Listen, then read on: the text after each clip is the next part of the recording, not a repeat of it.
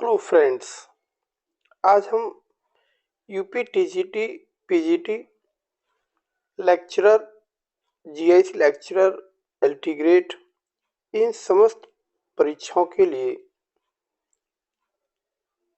English के बहुत ही महत्वपूर्ण टॉपिक विलियम वर्ड्सवर्थ के बारे में डिटेल से जानकारी कलेक्ट करेंगे, जिसमें हम जानेंगे बहुत ही इम्पोर्टेंट कोट्स और इम्पोर्टेंट लाइंस जो किसी पोइम से रिलेटेड है, जो अक्सर विभिन्न आगामी परीक्षाओं में पूछे जाने वाले क्वेश्चंस हैं। तो आज के वीडियो में हम बहुत डिटेल इंफॉर्मेशन कलेक्ट करेंगे विलियम वर्ड्सवर्थ के बारे में, जो बहुत ही स्पेशल है। तो ये वीडियो पूरा जरूर देखें। बहुत सारे क्वेश्चंस विभिन्न परीक्षाओं में पूछे गए जा चुके हैं और मोस्ट प्रोबेबली आगामी पीजीटी, टीजीटी, एलटी ग्रेड और जीआईसी लेक्चरर के लिए परीक्षा होने वाली है, बहुत शीघ्र होने वाली है। बहुत सारे क्वेश्चन इस वीडियो में से आपको देखने को मिलेंगे, तो पूरा वीडियो जरूर देखें। आइए जानते हैं वारी वारी से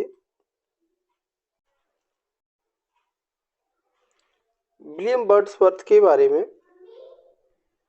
बहुत सारी डिटेल इंफॉर्मेशन हम देखेंगे उसकी बायोग्राफी के संबंध में, फिर कुछ इंपॉर्टेंट कोट्स और इम्पोर्टेंट लाइंस जो महत्वपूर्ण पोइम्स और उसके लिटरेरी वर्क से रिलेटेड हैं, जो विभिन्न प्रतियोगी परीक्षाओं में अक्सर पूछी जाती है, हम उनके बारे में भी डिस्कशन कर लेते हैं। तो ज़्यादा देरी न करते हुए आज के वीडियो को डिटेल से जानते हैं, बने रहिए मेरे साथ। सबसे पहले देखेंगे William Wordsworth was born on 7 April 1770। ये क्वेश्चन अक्सर पूछा जाता है उनके डेट ऑफ बर्थ के बारे में, और प्लेस भी पूछा जाता है कहाँ पैदा हुए, at Cockermouth, Cumberland. This is the place where he was actually born. Next point, Wordsworth died of pleurisy. ये क्वेश्चन अक्सर पूछा जाता है, for what and how he died and what disease actually he had, so he died. So this is a pleurisy, and the date, it was 23rd April 1850. At the age of 80 years, this is again important, and he was buried at Grasmere churchyard. So ये जितने भी इनसर्कल्ड topics हैं, points जो मैंने अभी underline किए हैं, circled किए हैं, these are very very important. Which disease he actually died, what was his date of death, what age he actually had when he died, and where he was buried. So all these points are very very important. Next point, his father John Wordsworth was an attorney at law. So this point, who his father was, generally asked. So this is point to be noted. Next, his mother's name was Anne Cookson. This is very important point.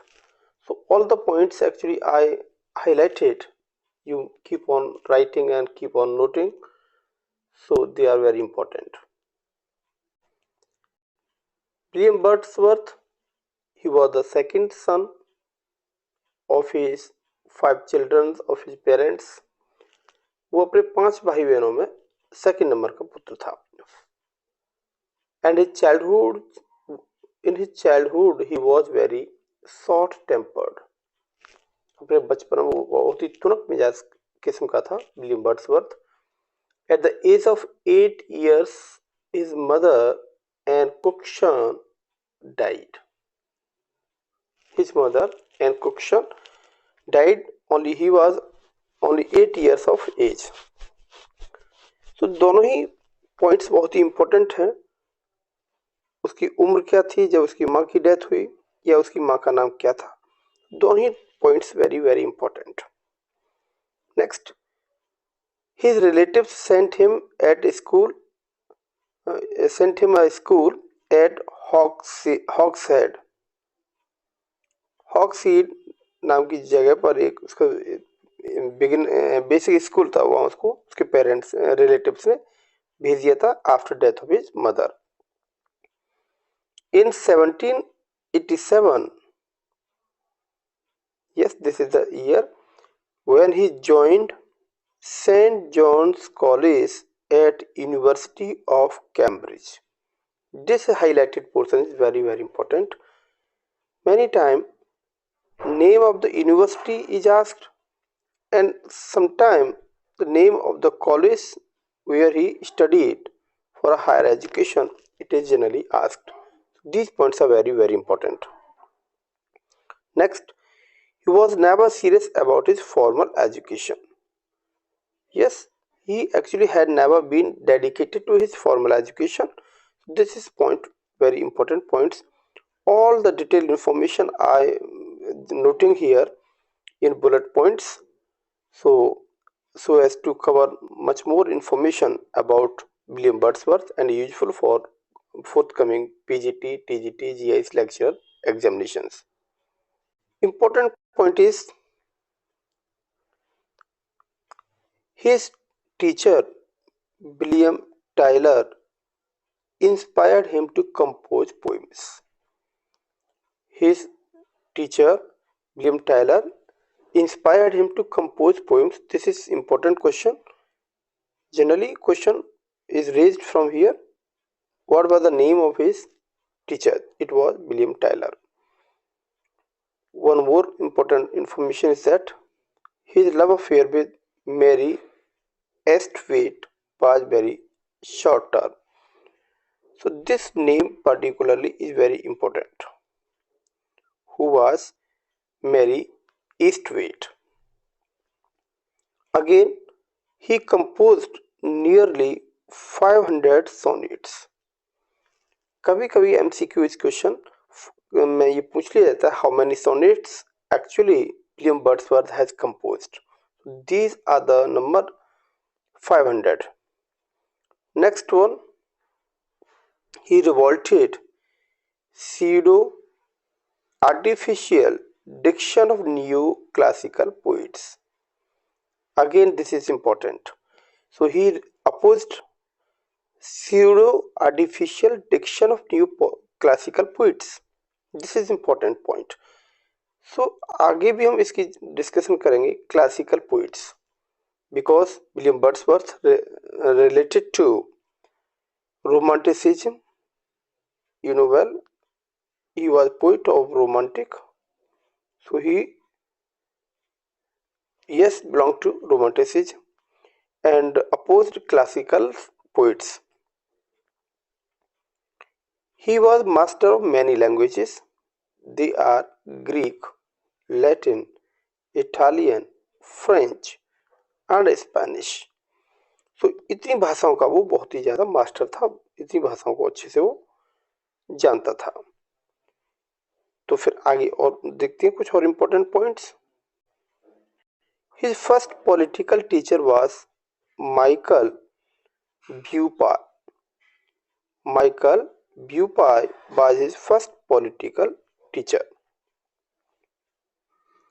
According to Wordsworth, ये line बहुत important है, poetry is spontaneous overflow of powerful feelings and it takes its origin from the emotions recollected in tranquility.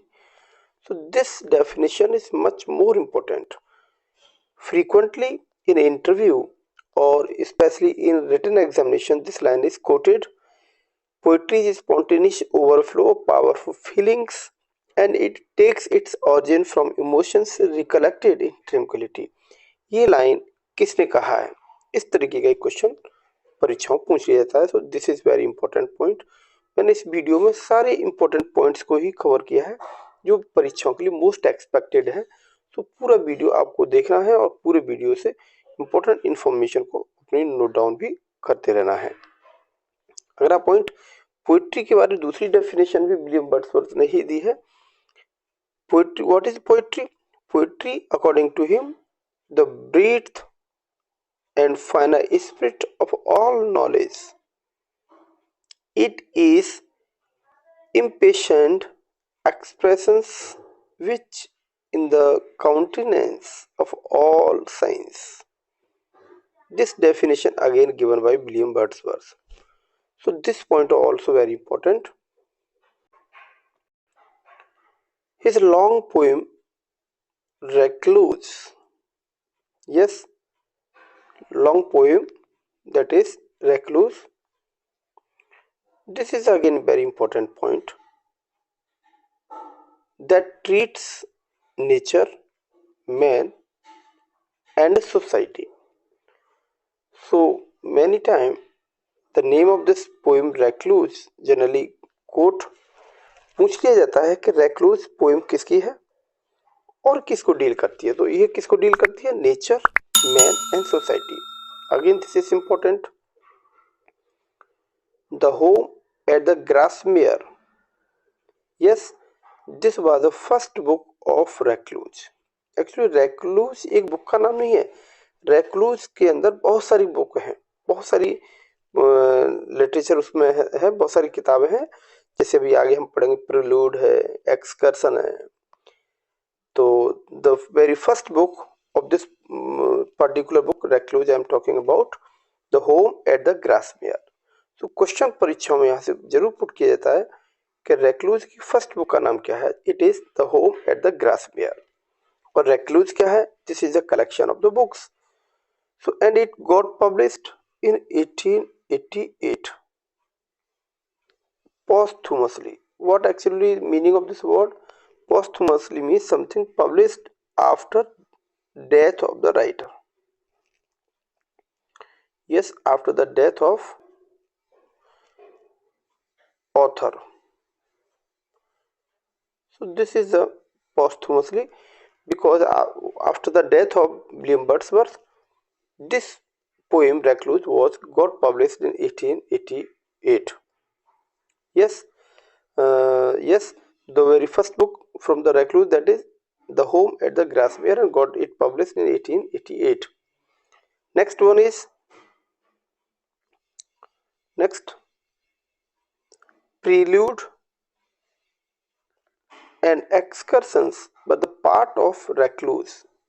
Yes, जैसा मैंने अभी बताया था, prelude और excursion ये दोनों ही बुक रेक्लूज की है और द होम एट द ग्रासमेयर भी उसी की फर्स्ट बुक है। एक्सकर्सन सेकंड बुक है।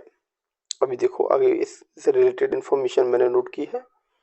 जैसे लिखा है the book excursion the second book of recluse was composed in year 1802 and got published in 1814 with 9 books.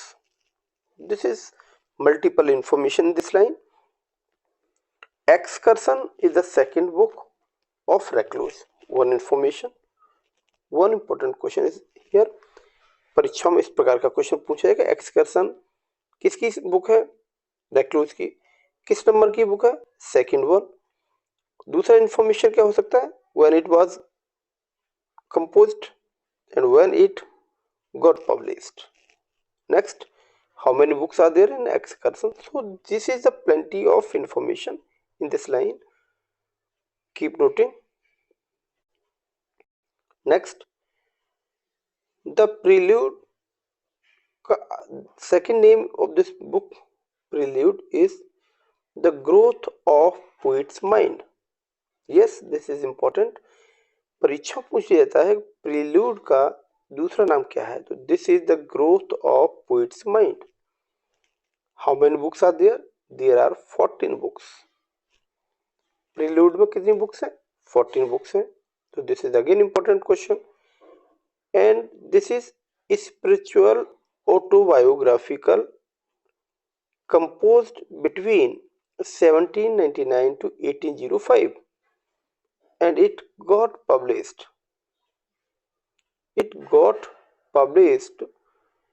posthumously in the year 1850. This is again इस line में भी बहुत सारे इंपॉर्टेंट पॉइंट्स हैं। जैसे प्रील्यूड का दूसरा नाम क्या है? It's name growth of poets mind. Other question, how many books are there? They are 14. This is autobiographical. कभी कभी ये पूछ लेता है विलियम वर्ड्सवर्थ की ऑटोबायोग्राफिकल बुक का नाम बताइए, तो this is prelude. When it was composed between 1799 to 1805। And ऐसे भी पूछ लिया जाता कि कौन सी बुक विलियम वर्ड्सवर्थ की डेथ के बाद पब्लिश हुई थी। It was prelude and got publish in 1850।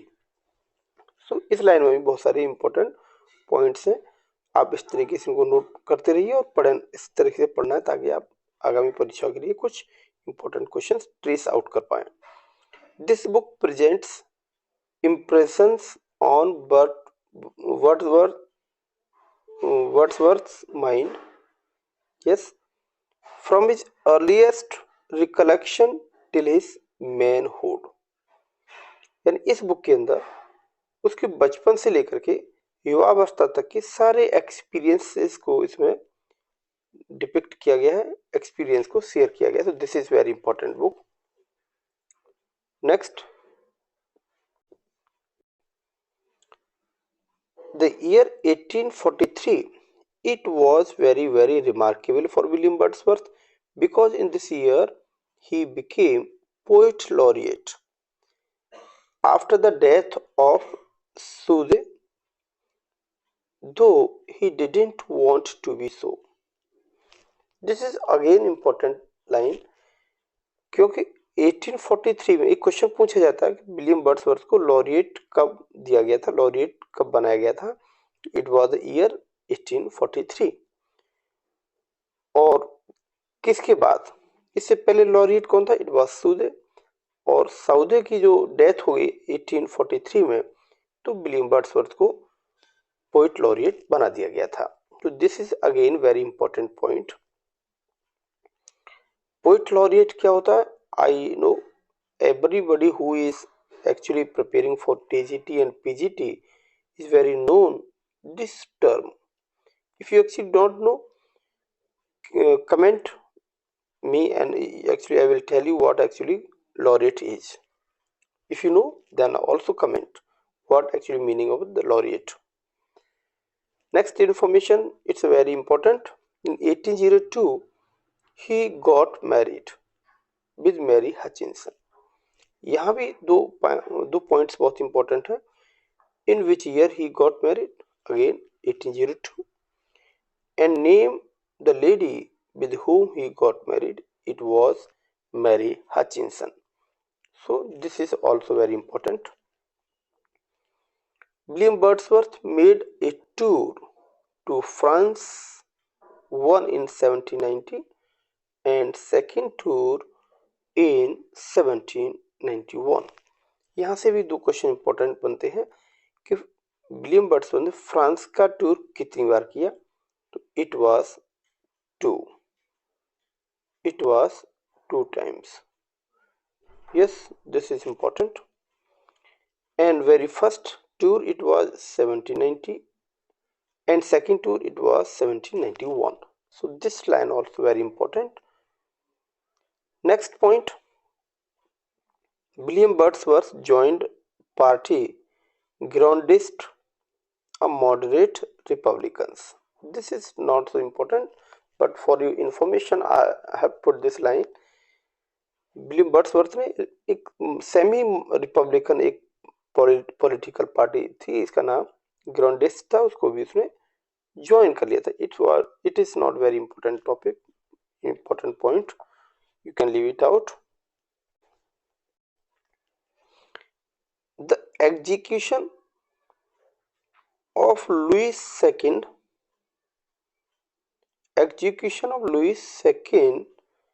a rage of Napoleon threw cold water on revolutionary enthusiasm of William Wordsworth। So यहाँ important points क्या है? सबसे पहले आपके लिए एक idiom का यूज किया गया है, it is threw cold water। इसका मीनिंग क्या है ये आप मुझे कमेंट सेक्शन में जरूर बताइएगा। थ्रू कोल्ड वाटर मीन्स क्या होता है? ये ईडियम है जो परीक्षा में अक्सर पूछा जाता है। दूसरी इंपॉर्टेंट इंफॉर्मेशन है, he was revolutionary, he was revolutionary, but the execution of Louis XVI in the rise of Napoleon threw cold water on his revolutionary enthusiasm. तो इस प्रकार से यहाँ इंपॉर्टेंट पॉइंट है, केवल थ्रू कोल्ड वाटर मीन्स क्या है, एक इडियम है, आपको इसका मीनिंग बताना है. Next point is very very important, frequently asked in the examination. This is William Wordsworth met Coleridge in 1797. Question पूछ लिया जाता है कि कोलेरिज से विलियम वर्ड्सवर्थ की मुलाकात किस ईयर में हुई थी, तो it is 1797. Wordsworth met Mary Ann. Yes, who is Mary Ann? This is Mary Ann Vallon. Full name, other name is Annette. Mary Ann Vallon, जिसका दूसरा नाम है Annette, in Orleans in France. कहाँ मुलाकात हुई थी? ऑरिलियन में हुई थी. तो ये इंपॉर्टेंट नहीं है, लेकिन इसका नाम अक्सर पूछ लिया जाता है. मैरी एन बेलोन का दूसरा नाम क्या है? एनेट है. वो कब मुलाकात हुई? तो फ्रांस के में ऑरिलियन में हुई थी. And it is supposed that he had a daughter from her and her name is Ann Caroline. ये भी लाइन बहुत इंपॉर्टेंट है. एन कैरोलिन कौन है, या उसकी एनेट से प्राप्त लड़की का नाम क्या है? That is Ann Caroline. So these are very important points. During his stay in France, he composed a great part of his descriptive sketches in 1793. तो ये दो तरीके से इम्पोर्टेंट है कि डेस्क्रिप्टिव स्केचेस की जो कंपोजिंग ईयर है, दिस इज 1793. और इसको कहाँ कंपोज किया गया था? तो अपने फ्रांस के दौरे के दरमियान. इस तरीके से this is again important. William Wordsworth influenced the political justice. Yes, William Wordsworth was influenced by political justice of Godwin. ये परीक्षा में जरूर पूछे जाने वाला क्वेश्चन है कि who influenced, with whom Wordsworth was influenced. It was Godwin's political justice. This is important one point. Again important, lyrical ballads, a book with 23 poems, 19 by William Wordsworth and 4 by Coleridge. This is again very informative, so let I discuss. And it got published in 1798. This is very important here. The second edition of this book came in the year 1800, and during this edition famous preface was added. So this is again important point. And third edition, it came in 1802, and very famous appendix on poetic diction was added. Yes, this is again important. And one more edition also came in the year of 1805. So this is again important information. So अभी इस एक sentence के अंदर हमने कितनी चीजें important देखी कि लिरिकल बैलेट कब कंपोज किया गया था, इसमें कितनी पोइम्स हैं, तो इसमें 23 पोइम्स हैं. Important information. विलियम वर्ड्सवर्थ का कंट्रीब्यूशन कितना है, तो इट इज 19, और बची हुई 4 जो पोइम है वो कॉलरेज के द्वारा लिखी गई हैं. कब इसका पब्लिकेशन हुआ, तो इट इज 1798. इसका सेकेंड एडिशन कब आया, 1800, and third addition in 1802. Second edition में इसको क्या ऐड किया गया था, फेमस प्रीफेस, और थर्ड में अपेंडिक्स ऑन पोएटिक डिक्शन. तो इस प्रकार से this is very very important. Next, in 1798, with the publication of lyrical ballad, yes, with the publication of lyrical ballad, age of romantic movement starts and death of classical age begins. This is again important information. कभी कभी पूछ लिया जाता है कि William Wordsworth का romantic as की शुरुआत कब से मानी जाती है। तो this is from the publication of lyrical ballad 1798 से रोमांटिक मूवमेंट की शुरुआत मानी जाती है और क्लासिकल एज का डेथ मानी जाती है, क्लासिकल एज का एंड मान लिया जाता है। So again very informative point. William Wordsworth's great work was done during the year 1798 to 1808. ऐसा माना जाता है कि 1798 से 1808 तक विलियम वर्ड्सवर्थ का सबसे बेस्ट वर्क परफॉर्म किया गया था, बेस्ट वर्क पब्लिश किया गया था।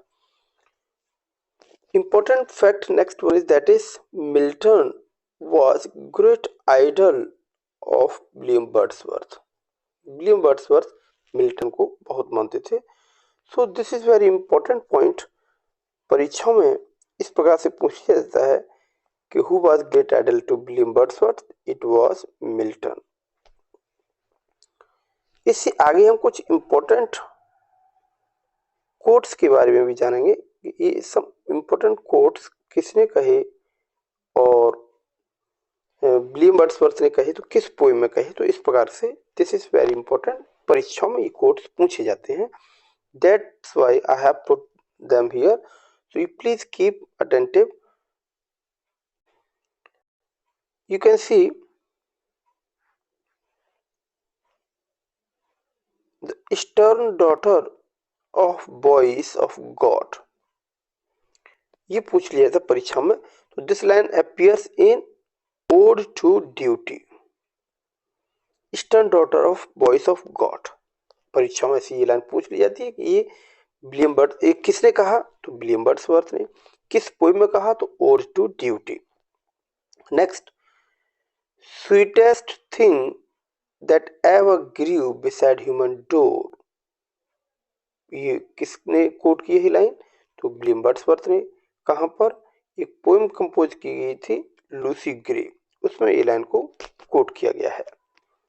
नेक्स्ट, इफ सॉलिट्यूड और फियर और पेन और grief should be the portion refers to Dorothy Wordsworth, sister of William Wordsworth. William Wordsworth ने ये लाइन कही थी, इफ सॉलिट्यूड और फियर और पेन और grief should be thy portion. ये किसके लिए कही थी, तो अपनी बहन डोरोथी वर्ड्सवर्थ के लिए विलियम वर्ड्सवर्थ ने कही थी। तो this is again very important, क्योंकि ये लाइन अक्सर परीक्षाओं में देखने को मिलती है। This is important. Nature never did betray, nature never did betray the heart that loved her, ये लाइन विलियम वर्ड्सवर्थ ने अपने किस पोएम के अंदर कही है, तो दिस इज टिंटर्न एबे। सो this is important point, important fact, so keep it in your mind because generally asked in the competitive examinations. Next quote is, not without hope we suffer and we mourn. This is poem Peel Castle. This is Peel Castle. Next line, Milton, thou shouldest be living at this hour. ये line William Wordsworth ने कहा है। इसको परीक्षाओं में इस line को अक्सर एज इट इज पूछ लिया जाता है। किस पोएम में कहा है, दिस इज टू मिल्टन। दूसरा नेम इसका क्या है, लंदन। कब इसको कंपोज किया गया था, it is 1802। So this is important fact. Next quote, thou soul was like a star and dwelt apart, ये भी विलियम वर्ड्सवर्थ ने कही है। किस पोएम के अंदर कही है, तो अगेन टू मिल्टन और England. Again the information is same, 1802। और ये किसको डेडिकेट की गई है? This is again Milton. तो एक लाइन हमने शुरुआत में बताई थी, Milton was great idol to William Wordsworth. तो इस तरीके से हमने देखा कि बहुत ही इंपॉर्टेंट इंफॉर्मेशन मैंने लाइनों में कंपोज की है, जिसे आप जो हाईलाइटेड पोर्शन है उसको अपनी कॉपी पर भी नोट कर सकते हैं या स्क्रीनशॉट लेकर के याद कर सकते हैं आप। नेक्स्ट पॉइंट है, the language of poetry is a selection of the real language of man in A state of vivid sensations. कभी कभी ये लाइन यूं की त्यों परीक्षा में लिख दी जाती है और फिर पूछा जाता है कि ये लाइन किसने कही। तो this is from William Wordsworth.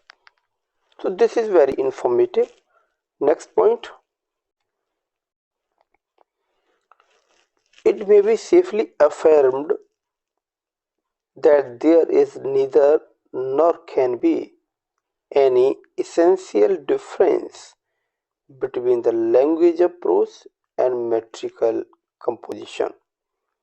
ये किसने कहा? तो again the same thing. This is by William Wordsworth. Next point, a child, best philosopher, mighty prophet, see a blessed. This line appears in Ode on Intimation of Immortality. ये William Wordsworth की एक odd है, ये line वहां से pick की गई है। तो this is important again. Next quote, that is the sea that bares her bosom to the moon.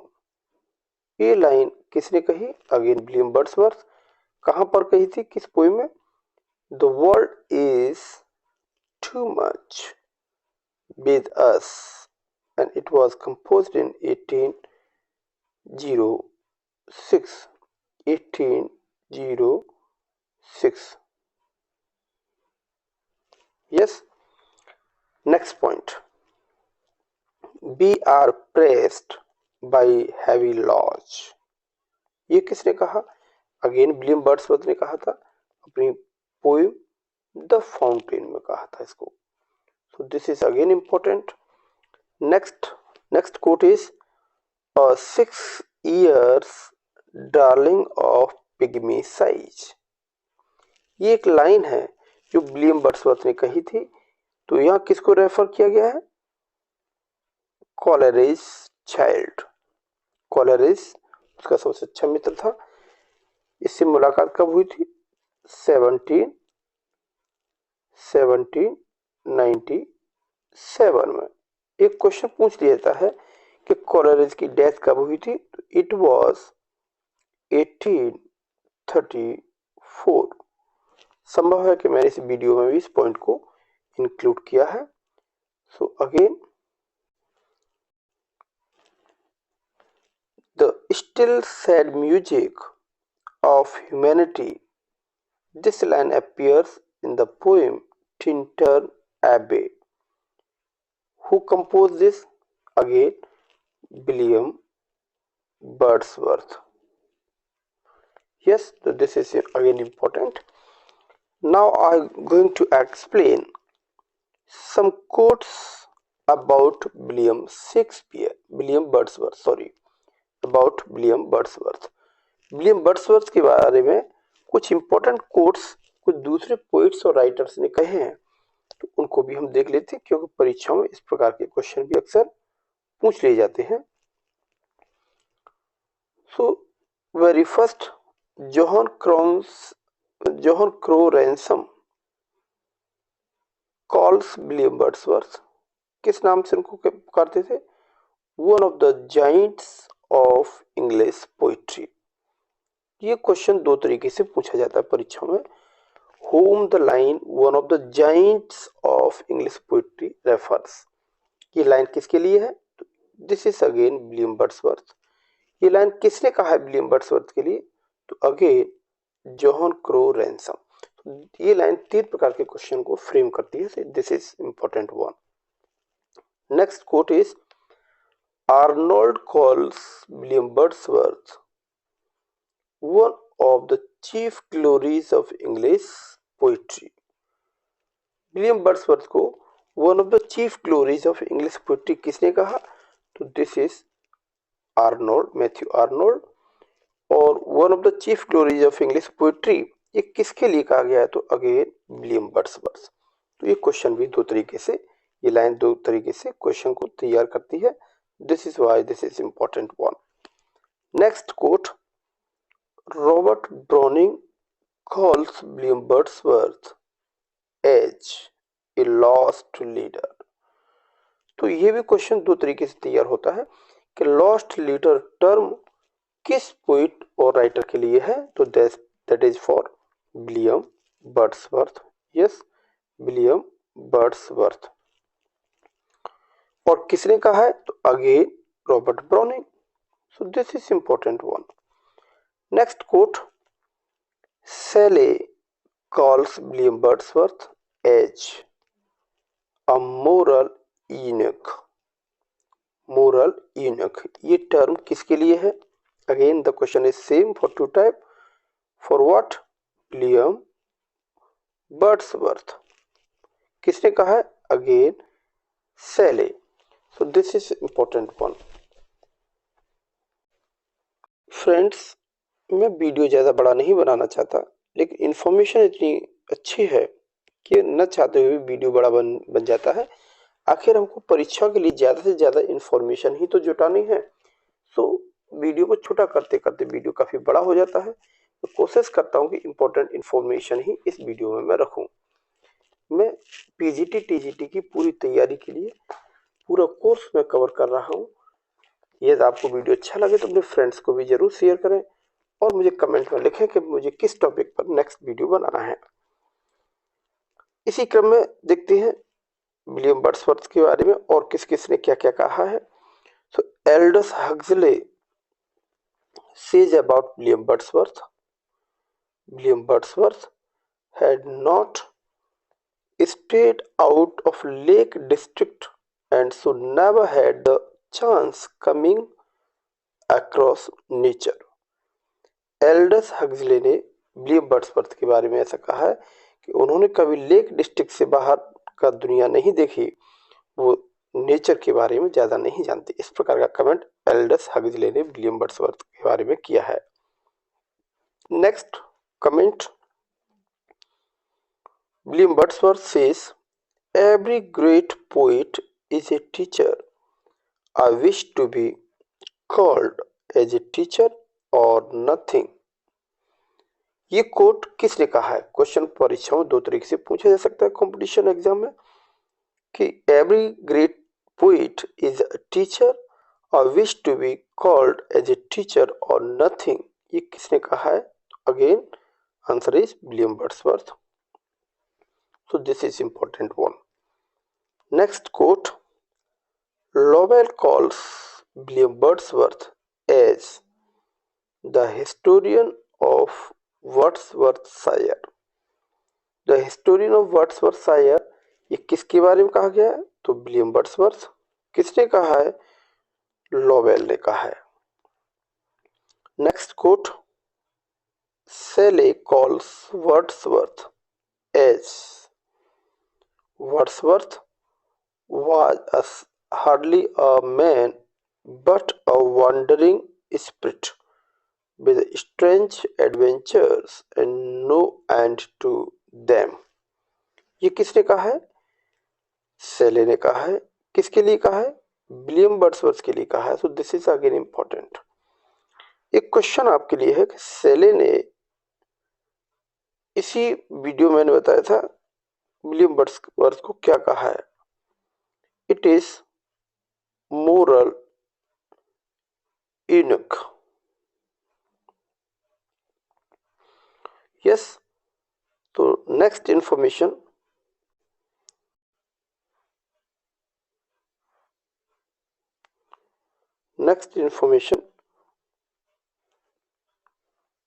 T.S. Eliot criticized William Wordsworth for not practicing his own theory in his own poems.